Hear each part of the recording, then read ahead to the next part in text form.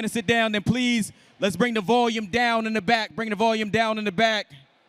Please make your way back to your seats. This is gonna be Mastering Government Contracting and Consulting. And moderating this panel is gonna be Techsgiving Zone. Make some noise for Danielle.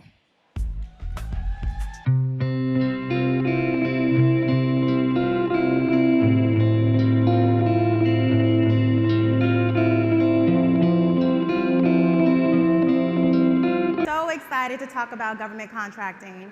Raise your hand if you want to know more about securing the government contracting bag. Yes. So I'm excited to bring in our panelists. Bring them in. The panelists.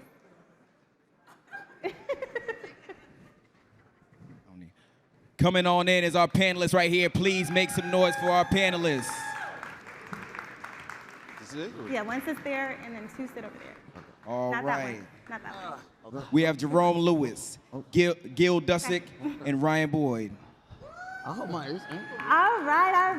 So we're going to go down the line. Everybody introduce yourself and quickly share what you do in your role. So I'm Gil Dussek. I'm the CEO of Gunnison Consulting Group. I think we got a good handful of folks here today, so shout out to the Gunnison team. And there they are. So I am the CEO of the company. SoGunnison's been around about 29 years, and so we're a mid-market software development, cybersecurity, and data analytics firm. And so my job as CEO, I guess it's kind of finding the right people, putting them in the right seats on the bus, finding good people, taking care of them, and getting the heck out of their way. And so a lot of what I do is blocking and tackling, and just trying to make sure that, as cliche as it sounds, the whole is greater than the sum of the parts. So that's my day-to-day. Awesome. All right, and I'm Jerome Lewis. I am the CEO of Innovative Concepts, a web services company. We focus on government contracting, that's our thing. Primarily on the development side and infrastructure management. On top of that, I also own a nonprofit called Them to Us, which if everyone was at Focus DC last night, you probably seen our party. And with that organization, we also do humanitarian missions to Africa. My focus with Innovative Concepts is to get minority technicians and tech professionals into government jobs. Thank you. Ryaan Boyd. Hey everyone, Ryaan Boyd, founder of Black GovTech. I'm also a federal contractor in the space. Been at it for about 10 years. Worked with VA, CMS, USDA, to name a few. Working on getting our first contract now, so excited to be here. All right, so first question is for Jerome. What key insights can you offer on the day-to-day challenges and opportunities in government contracting operations? I think for me, some challenges that we face is one, digesting the need, all right? So you get an RFI, you get an RFP, and you have to kind of read through the crap to get to what the need is. And once you understand the need, making sure that it falls within our capabilities and then finding the resources. I think that's our biggest challenge is finding the resources. A lot of the resources is very limited, especially if you're like a SharePoint developer. It's not too many out there, you know what I mean? So that's the biggest challenge we have. And Gil, so managing risk is inherent in government contracting. How do you balance risk mitigation strategies with the goal of maximizing profitability? Sure. I think there's this adage that if you take care of your employees, they'll take care of their customers, and then all the other things tend to fall into place. And that's true. It's a little more nuanced than that. And I think a lot of times, profitability is like a dirty word, right? And that customer satisfaction and profitability are mutually exclusive, and not necessarily the case, right? And I think maybe just before I jump in, just talk about why profitability is not a dirty word and why it's important, right? All the employee benefits that people think about that they like paid time off, how much your company subsidizes your healthcare costs, how much they put into a 401k match. Those dollars come from profitability, right? So to the extent that your company is profitable, they're able to invest in the employees for training and whatever the case may be. So just wanted to lay that foundation. But I think with the two not being mutually exclusive, I think one of the things to think about is what you can do on your contract. So for those who are not familiar with the government contracting space, you're typically living in like 5-year increments, right? Your contract goes for 5 years, gets recompeted, you got another 5 years. And a lot of what you can do to help drive profitability is knock it out of the park on your current contract. But a lot of that looks like innovating as much as you can, right? And so constantly trying to push the envelope, constantly trying to bring ideas to the customer. And the time not to do that is the worst time to do that is when you're writing your response to your recompete 5 years after you had the job, talking about all the great things you're going to do in the next 5 years. Because if I'm the customer reading that, I'm thinking, well, why the heck didn't you do it during the 5 years you were here, right? And it's really incumbent upon us as leaders and upcoming leaders to really push the envelope with our customers and try to get them in that uncomfortable space, because ultimately it's going to help them out as well going forward. And the last thing I'll say about it too is just being mindful about the technology and capabilities you're bringing to your customer. Like the stuff that's very commoditized, it's really hard to be profitable at because everyone else is doing it. And so to the extent that you can bring these differentiated solutions, if it's novel and no one else is doing it, they're going to pay whatever it's going to cost. They're going to be willing to pay a premium. So looking for those windows to introduce those things will make all the difference in the profitability. Awesome. And Ryaan, how do you strike a balance between introducing innovative disruptions and ensuring a smooth transition, especially in the context of government contracting, where stability is often crucial? Yeah, that's a really good question. So coming from the private sector, things are usually faster, and so you have more space to innovate. In the public sector, a lot of frustration comes with the process and how long things kind of take. And so you got to remember you're using taxpayer dollars. So there's a lot of red tape you have to go through. And sometimes, just to be frank, folks are behind not because they don't believe in the technology, they just don't have either the policy, the budget, or the right resources and championship at the top level. So your job really is to get there at the ground level, try to understand what those pain points are, and then start to build and offer ways where you can continue to enhance the digital citizen experience, but also provide them value going into the new age, 21st century. There's an example, without mentioning the client's name, you wouldn't believe they had in a room just envelopes, paper everywhere. And they said, we're just not allowed to use any software to actually manage this. So that's the kind of opportunities that are just lying around, just based upon, agencies and conversations. But those things can only happen when you understand who you're talking to, and then also understand what you can bring to the table from a value perspective. That's awesome. So I really want to take this time now to dive into a wider conversation. So this question is for everyone, and I can repeat it, but we're going to keep with you. Beyond immediate project outcomes, how do you incorporate sustainability and long-term value considerations into your government contracting initiatives? Can you share your approaches that not only meet the current project deadline and goals, but also contribute to the lasting positive impacts and profitability over time? Yeah. You got to make this really simple at the end of the day. So if anybody's been in tech for any amount of time, you'll know there's a bunch of acronyms, there's a bunch of complicated words, and there's always something new. There's always a new toy, something new and shiny. And the foundation really is just, I can't say it enough, really knowing who you're talking to. And so another example, in the contracting space, you'll have a prime contractor, and this is the person who is going to win the federal award from the agency. And then you'll have a subcontractor. That's usually when you start thinking about like a room like this, where you have to talk about minorities and disabled veterans and things like that.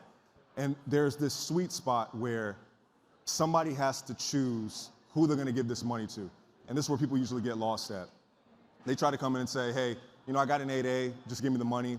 Or B, I'm black. Or C, I'm a veteran. That's not enough, right?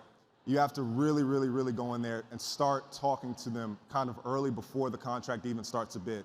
So how do you find that contract is the next question. There's sam.gov, of course, right? Figuring out, okay, here are the opportunities that X agency needs, or USDA or NSF.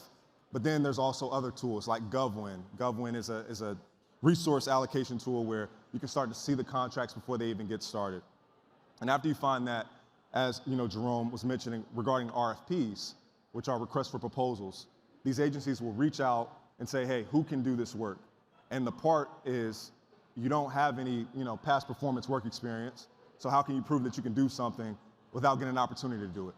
This is where you have to partner with people at happy hours, Black GovTech happy hours, at, Techsgiving, at these just random conversations. This is DC, this is the nation's capital. You'd be surprised. Park 12 stories. I mean, you don't know who you're gonna run into, to be honest. But just always keep that, mentality, and eventually you'll run into the right person to be able to, provide your value. So I would say that for sustainability. Awesome. Yeah. And now for Jerome, again, for the question, it's going to be, beyond immediate project outcomes, how do you incorporate sustainability and long-term value considerations into your government contracting initiatives? Can you share approaches that not only meet current project goals, but also contribute to lasting positive impacts and profitability over time? Okay. Before we get there, he forgot to say them to us along with that, the networking events. Thank you very much. But I will say, in order to forecast profitability, we have to forecast technology. It's a lot. Well, while I was at the state of Maryland as a program manager, we used to send out RFIs with, we have an issue, we just don't have a solution, right? And it's for you to go and determine what that solution is based on your capabilities or experience. And because no one responded to the RFI, we just either let it go and, or give it to someone that we already have a contract with.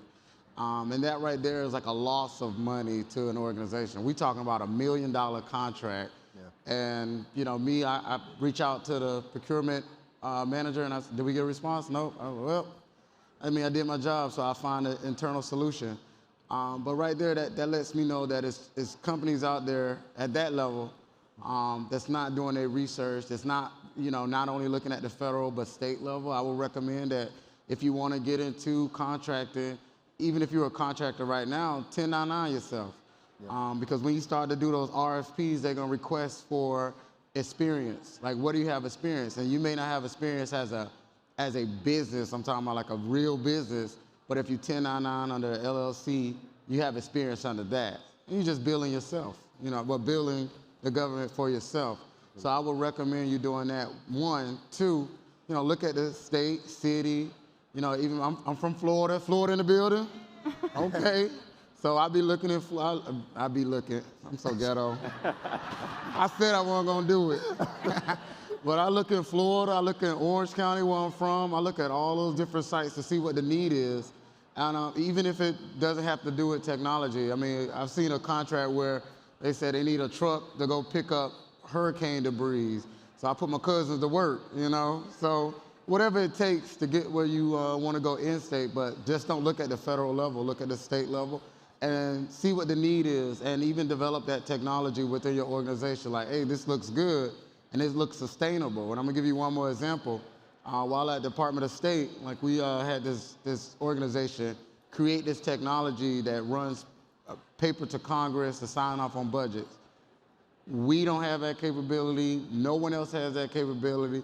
This man is a single man, on his own, got an LLC, and he got job security because no one else could do what he done. He created a technology, and he's been with that organization for well over 10 years, making well over $200,000 as an individual, but he's probably billing himself as ain't no telling what he's doing. But I would say definitely do your research, find technologies, look at state, federal, local level contracts. Awesome. And Gil, to bring us home, beyond immediate project outcomes, how do you incorporate sustainability and long-term value considerations into your government contracting initiatives? Yeah, a lot of great comments. So I'm not gonna, not too much to add. I'll say this though. Yeah, first and foremost, you gotta start with the end in mind. Right? What is it you're trying to build, or what is it you're trying to be, right? And then kind of work backwards from there. And then always just make sure you keep the main thing, right? It's easy to get distracted with, oh, look at this cool whiz-bang technology or this certification or whatever, but you got to stay focused on what it is you're trying to do, because I think those distractions definitely take you off the path where you can forget profitability, just break even, right? And so I think in this space, little quick GovCon tutorial, like there are a couple different ways you get work, and they alluded to the request for information, the request for proposal process, RFI and RFP respectively. But also thinking about, in this game, especially nowadays, it's a super hyper-competitive environment in the GovCon space, right? And you just got to you got to just be very diligent and resilient, right? You're going to crawl before you walk. You're going to walk before you run, right? You're not going to get a big swing and get a $250 million contract right off the bat. And I think, to what these gentlemen were saying, right? Finding some partners early on to help make the lift a little bit easier goes a long way. Partnering with the Small Business Administration, and then finding some, mid-tier, larger companies as well to partner with. And I think I always caution these small businesses, your only value proposition to those companies cannot solely be that I am an 8A or a WSB or whatever. It's got to be whatever capability or technology you're bringing to the table, because anyone else could check that box as well, right? And so when I think about industry organizations that make sense, we're in the Northern Virginia area, so there's the Northern Virginia Technology Council, there's CCAF, there's ACT-IAC, there are a number of those organizations, and I think those are key to focus on as well. The last thing I'll say is, along the technology front, right?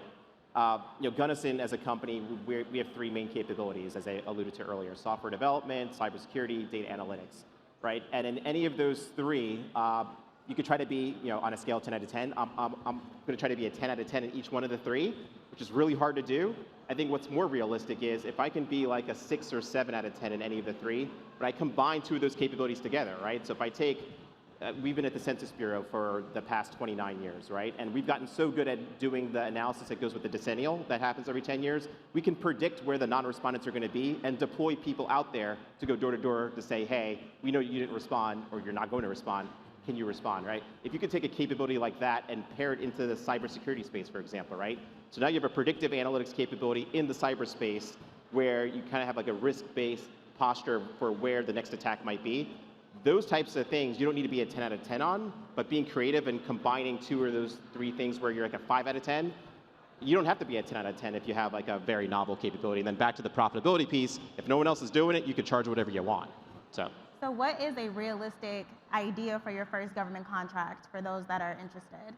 I'd say finding a mid-tier company who already has work at a particular company or at a particular customer, I think goes a long way. And then there are a number of last thing I forgot to mention is contract vehicles in the government contracting space. It's not always the case where an opportunity comes out and everyone and their mother can bid on it. Sometimes you need to be part of an exclusive club and on a contract vehicle to be able to do it. So being very thoughtful about the contract vehicles you pursue early on as a small business, some of them are set aside just for small businesses, will go a long way as well. Awesome, thank you for that.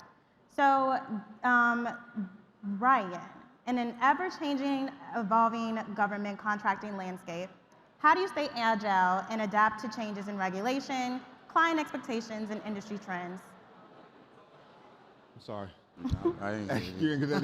I was trying to get it. I'll repeat it again. This is actually for all of you guys. Okay, all right. In an ever-evolving government contracting landscape, how do you stay agile and adapt to changes in regulation, client expectations, and industry trends?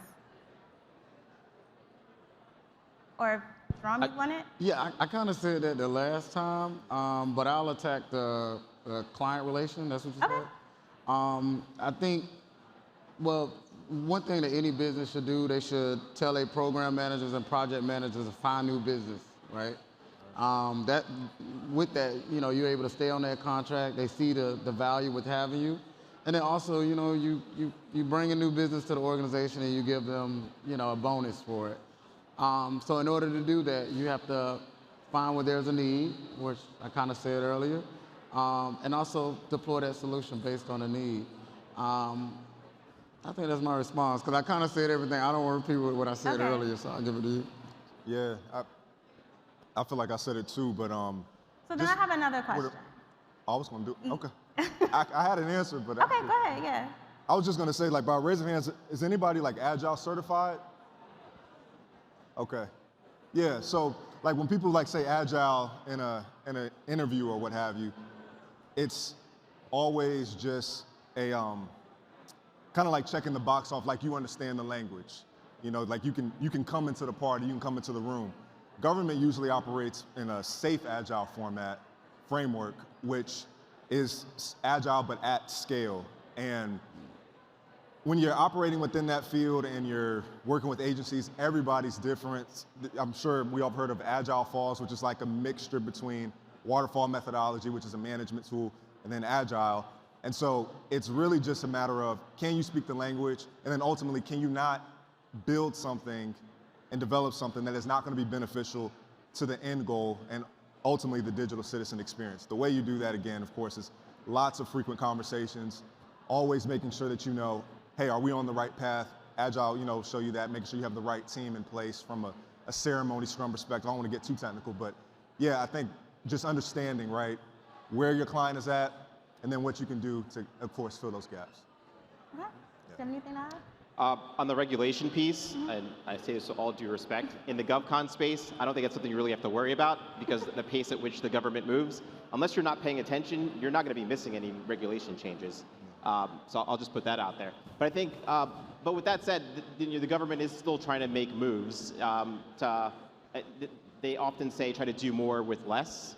I think me being the cautious optimist I am, I like to think of it as try to do more without more, right? And if you look at the macro environment right now, we're probably going to be like in a continuing resolution space for the next many quarters, right? So there's probably not going to be a ton of new starts. And so for the most part, a lot of agencies are going to have flat budgets year over year. And so the do more without more makes sense, right? So I think where you can look for ways to add value is by saying with that same level of spending and funding, what can you do to make those dollars stretch further, right? What can you do to help automate the things the government's doing on their end so that they're spending their time on higher value activities, right? And the more you can do that, I think then kind of put you in a position where you differentiate yourself from everyone else.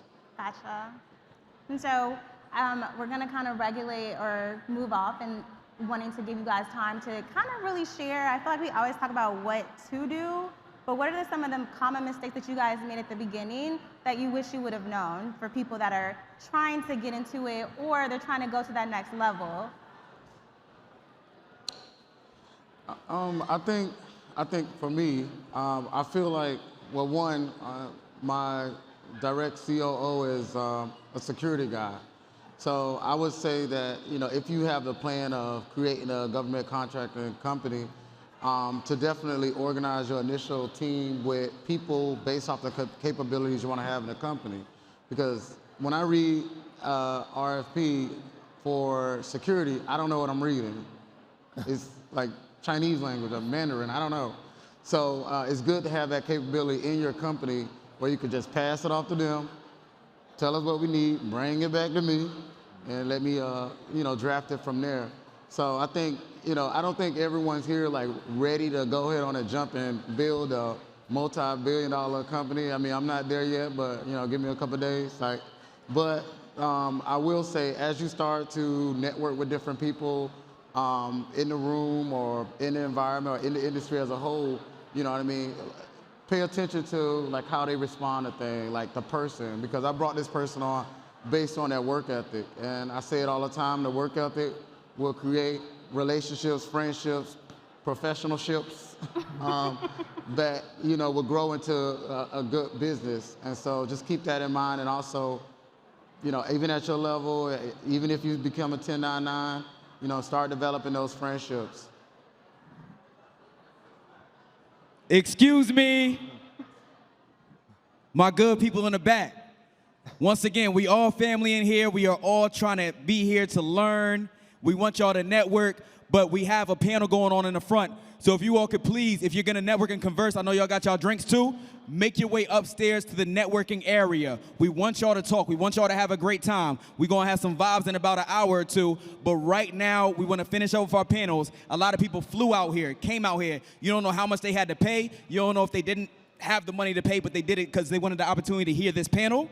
They came here for that. So if y'all could please be respectful, go upstairs and network, and be a little bit more quiet. Thank you. Okay. I just have one more piece to add to that. Once you establish a company, like reach out to other companies.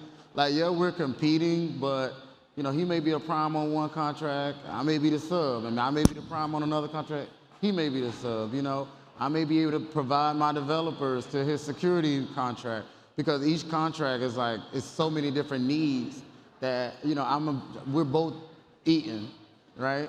So don't be trying to hide your little business. It's a secret. No, we know what you're doing. It's on the website. You got cage codes and stuff. So, and then also, you know, they said it yesterday, network across, but also network up when it comes to, you know, GDIT, Miranda's in the building, you know, reaching out to those big billion-dollar companies and say, hey, this is me, this is what I do. You know, if you need me, this is my capability statement. You know, I just want to see if there's any type of business synergy that we can develop. And, you know, don't, you know, hey, if anything, at least we know each other in this atmosphere. So it's just that networking. Networking is not just people to people, it's business to business. So we're gonna have the last couple of minutes for you guys to shout yourself out, plug yourself. How can people get in contact with you, and what you guys are looking for? Yeah. Mind if I just add to that last question as Absolutely. well? Yeah, I think 1,000% agree, right? And we often call it like being competimates or frenemies, right? Sometimes you're going head to head, sometimes you're on the same team. I think another thing I would say, you know, just thinking back my career, things I would not do or things I would make sure I do, just be curious, right? I think it's very, have a sense of curiosity, and then I guess one of the things I look for when hiring folks is learning agility, right? You don't need to be the expert in every single thing, but you have to have some working knowledge of a lot of the things that surround your field. And for those with a curiosity, right, it's very easy in the government contracting space, walk in, put your head down, work in your contract, you know, 8 hours a day, and then for 5 years, and then hope you have the recompete go in your favor, right? And I think those who do well in this business look outside of their direct sphere of influence, out of their day-to-day, so they don't just understand, okay, well, I have a contract that does this, but understand how did we get the contract? What is the government trying to solve? Not just my little swim lane, and understand just the broader company. What else in the company looks like the work I'm doing here, so perhaps there are best practices and lessons learned I can go apply and vice versa. I think a lot of times it's very easy to have this myopic view of the world and then just think that contracts fall out of the sky and that you'll always have work to do. Not necessarily the way that things work. And I think I want to give a lot of credit to some of the Gunnison folks too, because there was a time where folks were just very heads down, and I think now we have more of an environment where people realize, I got to work for the next 5 years. I need to do something to make sure the next 5 years comes, and it's not just an absolute certainty, especially in this government contracting space. So. Add one more. Starting out, especially when you're getting into tech, I hate to use this word, but you do get gaslit a lot. We get gaslit a lot, just coming into this unknown territory. We don't know what we don't know. And so when we say things like we want to get folks on artificial intelligence or data science or machine learning, we're talking about emerging tech. That space is not supposed to look like this room. And so always remember that you got to know your stuff, you're supposed to be there, and don't let people deter you from going to that next level and demanding the worth of what you're supposed to get, because they'll do it at every interview. To be fully transparent, I just got out of an interview maybe like 5 days ago, and they said I was not technical enough. Now, it's a project management type of 1099. Like, there's no way I can not be technical. You know, you're being humble, right? But like, there's nothing in this job description that says anything about technicality. This is all soft skill, whatever. So that stuff will play, you know, they'll play with you. And then if you see somebody who actually gets the job, you know, it's Betty and Not Betty. you know what I'm saying? But that's what happens. So I just want to give you guys, just from me to you, it's not you. Keep at it. It's going to be okay. And if you keep doing those little small things time and time again, you will get that contract. You will get those opportunities, and you'll be able to continue to, you know, be like these folks on the panel. So just want to say that. Who Betty? Huh? Who's Who Betty? Betty? Well said, though. But I mean, this industry, GovCon space in particular, it's not easy. It's not for the faint of heart, right? I often use sports metaphors with my team, and they roll their eyes when I do. But it's like, you know, Hall of Fame batting averages, like 350. That's what you should expect to see in this space, right? And if you're doing that, you're doing awesome, actually. So closer to 20% of the time you win something is probably par for the course, and you just got to prepare for that. The progress is not always going to be in a straight line. And the folks I respect most in this space are the resilient ones who, I think there's the MLK quote, right, about like, you know, judging someone based on how things go in adversity, right? You're not going to have green lights all the time. And for those who have had green lights all the time, either they have not tried hard enough or they're really lucky, right? And so I think, you know, in this space, those who hit those brick walls, those who find a way to push through them, those are the ones I respect the most. Those are the ones I want to team with. Those are the ones I want to hire. Well, the question was, give our information. Yeah, let's tell you guys out how do we get you out of jail. If people want to contact you, how do they contact you? So definitely look on innovativeconceptsus.com. Feel free to submit your resume. We need them. Also, my nonprofit, Them to Us, themtous.com, Instagram, Them to Us, with a number 2. And you can look at my Instagram is ZAY_ZAE. I be turned up, so, you know, it's going to give. Balance. I'm Ryaan Boyd, LinkedIn, Black GovTech, please. We're always welcoming folks in this ecosystem. And yeah, Techsgiving as well. I'll be walking around for a little bit, so happy to say hey. Oh yeah, and the gala tonight. If you're gonna be around, I can't, we're sold out, right? But if you are coming to the gala, I can't wait to see you all there. And thank you for always supporting. So. Yeah. Gil Dussek on LinkedIn. I don't have nearly as many social media outlets as these gentlemen do. And then Gunnison, Gunnison.biz. We have a LinkedIn site as well, but feel free to reach out. And I think for these types of engagements, the one last thing I'll say is it's also, the networking part is half of the equation. The follow-up and follow-through is the second part. Make sure you don't forget the second part. And how soon should you follow up?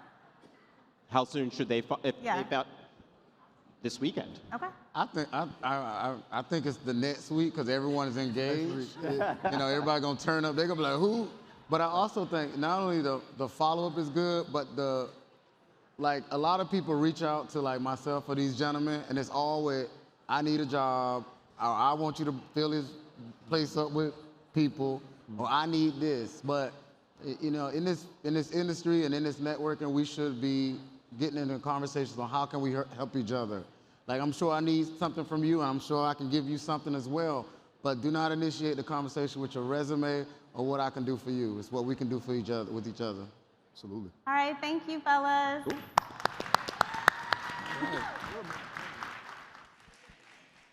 Let's also clap it up for